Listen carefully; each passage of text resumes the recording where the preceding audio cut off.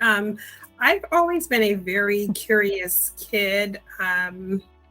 Lots of questions, always wondering how things worked, why they worked a certain way. And it's really no surprise to me that my career ended in me analyzing data, identifying how to best use data for different things to create more products, keep customers, attract customers. I just got started by being excited about how things worked and the story behind numbers. That was really my inspiration. And then in my corporate career, originally before I started my corporate career, I was kind of thrown into projects that people really didn't want. No one really wanted to be bothered with like data, identifying what to do with it. It just seemed kind of like this kind of offshoot type project and practice. So I jumped in that way. And then over time, it just grew and demand for my talent just grew. And then my career just took off.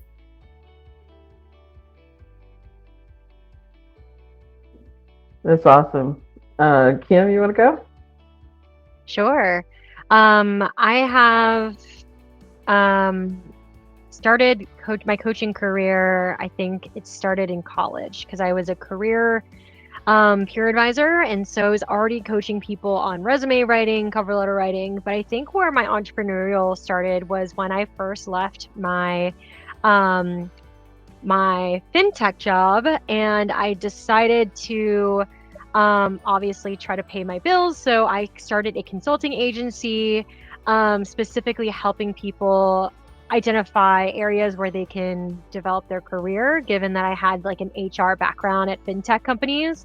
And what I really started focusing on and what I noticed was there was a gap of people who really understood what HR was or how they can support you in your career development and what steps they could take. Um, so I initially started partnering with a lot of libraries, nonprofit organizations, and kind of helping underrepresented minorities or people who just didn't know what steps to take to kind of either move into the industry or just like career professional development questions in general. And then it kind of just spiraled there.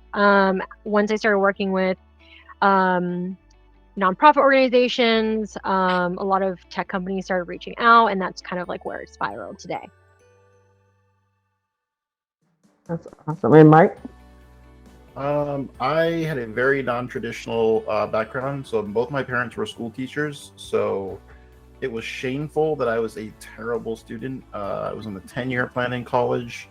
And I eventually, just the one narrative that was kind of the same in my life since I was a kid was really liking to kind of like problem solve and really into tech. And so we were fortunate enough to have a home computer when home computers were a very rare thing, right? When they were called home computers, right? To distinguish them from like the big machines in offices. And so I eventually just sort of figured out through sort of like a side hustle before there was even that term was coined, right? Before a side hustle was a thing, making little training modules. And that kind of got me really thinking that this could be something I could do as a career. And that entrepreneurial spirit that I had sort of eventually led me to success in the field, and then begin to create opportunities for me to give back to other people and provide the same kind of opportunity for them to discover if tech is part of their one of their superpowers, and then enable them to have a hopefully a shorter journey. I hope everybody that I help can like shorten it and doesn't have to take like 15 years for them to figure out like I can get paid. Wait, I can get paid to do something I love to do. Amazing.